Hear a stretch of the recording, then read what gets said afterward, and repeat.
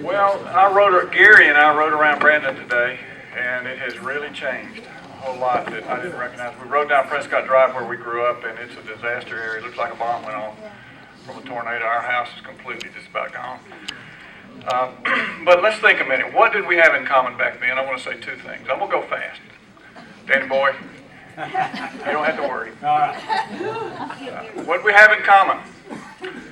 One thing we had in common, we'd been reared by the greatest generation. And they probably did a better job of bringing us up than we've done with our kids. We had great parents.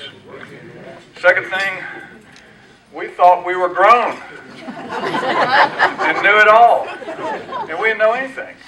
And we found out. So let's think a little bit. I want to give you some memories, and I've had a long time to think about this, and just a few. I grew up across the street from the school. So you know I have a lot of memories that probably some of you don't have. Something very few will know about. In 1948, the teacher's apartment burned, and we lost everything. And my parents moved into the home ec department of the high school. We lived there for about 9 months. And I had a little tricycle, and I would ride down the halls, and I would be terrified when the bell would ring. The students would come out, and I would just freak. It was horrible. But we had class of 64. A few of you will remember this. We had 3 different teachers in the first grade, 3 different teachers in the second grade. It's a wonder we know anything. Well, let's see who can name them. Miss Frank? Miss Taylor? Miss Frank was in the second grade. Miss Taylor was in the second grade. We had Miss Stonestreet, Miss Emma, Miss Frank, and we had Blue Taylor, and Miss Emma again, and then Miss Moore, who became Miss Comfort. Right. Tom, I remember when we were in 5th grade, you told me one time, just think, Wayne, we're going to be juniors in elementary school next year.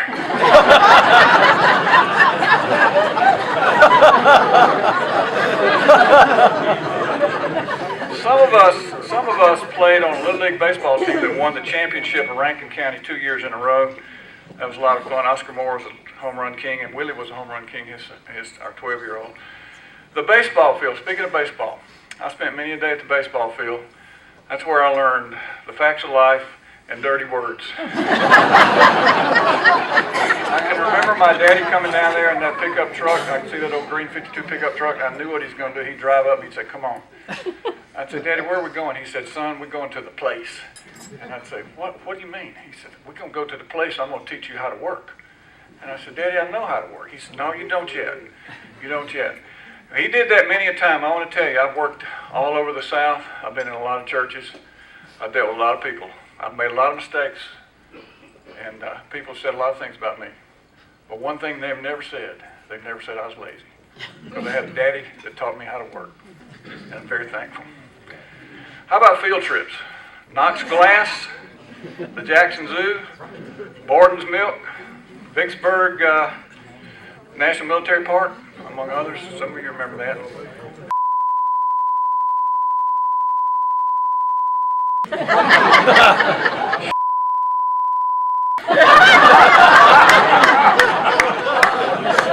And who could forget the night the air got let out of the tires? I'm not going to say who it was, but Willie? We called him Willie Hoodlum from then on. And how many of you remember Coach Drury and Guess the Number? If you had gotten in trouble and Drury would walk to the board and he'd write a number on the board and he'd put a hand over the board and he'd say, guess it's between 1 to 5. You guess a number. If you guess 3, he'd pull his hand down and it'd be 4. You got 4 licks. And then he'd do, we've had that happen many, many a time. You remember the day President Kennedy was shot? You found out about that in assembly on a Friday. And how about the youth center? Going to the youth center on Saturday night, sometimes to skate, sometimes to dance after ball games. It was a lot of fun. I remember one night sitting in the dressing room and somebody was working us over pretty good. Coach Bass was really angry. He walked in there and he said, I've about had it with y'all. He said, all you care about is girls. You come in here and all you do is look up in the stands trying to find you a girl. I'm going to get somebody to hit somebody. I have to get Willie Rhodes and Sidney Cox. Well, time went by and we graduated and went into the 60s. Probably the worst decade America's ever experienced. We're still trying to recover from that. We never have. And if you think about all the things that happened, the assassinations, free love, drugs, all the things that came in the 60s, America's never been the same. And we lived through that, but we experienced it a lot better than a lot of people did because we had such a great background, such a great upbringing, such great values that were imparted to us. Do you remember where you were in 9/11? I was riding down the road. I had a call from one of my daughters, and she said, "Daddy, do you know where Amanda is?" That was another daughter. I said, "Yes, she's in New York City." She said, "Do you know 2 planes have flown into the World Trade Center?" And I said, "No." She said, "Every airport in America is closed." And she said, "I've called Amanda 3 times. There's no answer." So we spent a morning terrified, wondering what was going on. And about noon, we got an email from her. She'd gotten into a hotel and said, "I'm okay. I've never seen anything like it in my life." If you've ever seen that picture of the explosion, all the dust coming down the street, she was right there. It was coming right to her. So that was a morning we'll never forget. Well, Joyce told me not to talk much about myself, but I have to tell you, been some surprises along the way. I never dreamed I'd have 5 daughters. 5 daughters in 7 years. 5 teenage daughters. It was like Hormone City. I'd go out in the backyard and throw rocks to feel like a man. And they were all lookers, and every time the doorbell rang, it'd be a different boy. And that was in Memphis. And I never dreamed that I would have a daughter who would have a set of quadruplets. Thank you for praying for them. They're 5 years old now. They're beautiful and normal. And we're very thankful. And I never dreamed I'd have a wife who at age 61 would come down with stage 4 terminal cancer. And they told me she'd live 6 months. And there she is, 4 years later.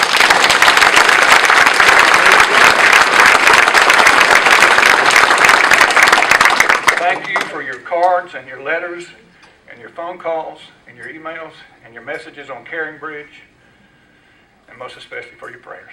Thank you. So what do we have in common now? Aches and pains. I saw Freddie Farmer a little earlier tonight, and I said, "Freddie, I just want to tell you, during the winter I think about you nearly every morning, and I've started praying for you when I think about you, because that old knee of mine you tore up hurts my knee." And we have the great joy of grandchildren. You know, I have 12, and I didn't enjoy them so much when we were first born. They're a lot of trouble.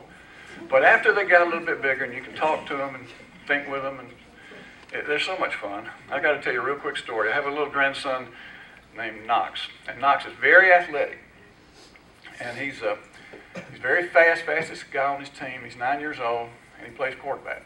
So Knox was out at our house one day, throwing the ball around, and I said, "Knox, let's run some pass patterns."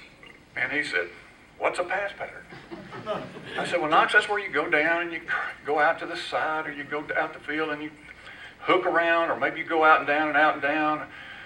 Maybe you stop and go, or you curl." He said, "Okay." So we ran about 11 or 12 of those, and he came back to me, and my grandfather's name is Man Man. He came back to me about the 12th or 13th time, and he gave me the ball, and he said, "Man Man, I could tell you were good."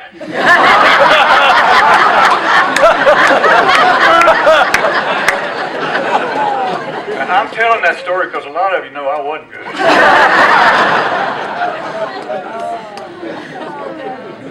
The final thing I want to say, and I'm very serious now, and if you don't remember anything else I've said, remember this. It's not too long before all of us in this room are going to stand in front of a judge. And we're all guilty. What are you going to do? I just finished reading a biography of Pistol Pete Maravich. And I want to tell you a story, and with this I'll close. Pistol Pete Maravich died in the arms of James Dobson. He was at a pickup basketball game at First Nazarene Church in Compton, California. And Dobson went home that day, and he got his 2 children together, and he said, "I want to tell y'all something. The greatest basketball player in history died in my arms today. It's made me think I need to say something to you. I don't know where you'll be. I don't know what you'll be doing. I don't know what'll be going on.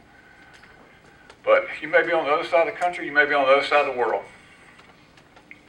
But But you get a phone call, and they'll tell you I've died. And then the same thing will happen probably with your mother. Maybe you'll be there with us, we don't know. But they'll tell you that we both died. And I want you two children to think about something. Your mother and I want to spend eternity with you. And you've got an appointment to show up and be there with us. I heard that day, and I went home, and I got those 5 girls in our den, and I lined them up, and I said, girls, one of these days, I don't know where you'll be, but you're going to find out that I've died. And you're going to find out that Joyce has died. And girls, we want to spend eternity with you. And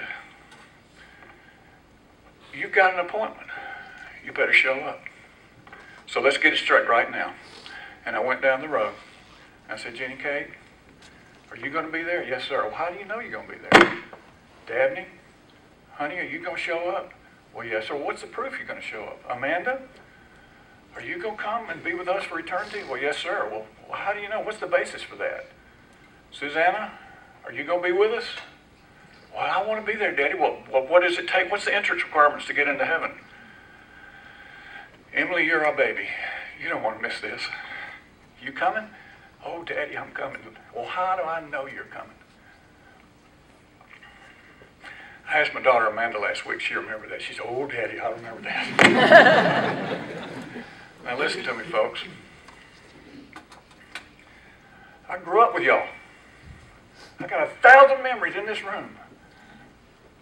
I want to spend eternity with y'all. Don't miss it. It's getting close. Don't miss it. Make sure.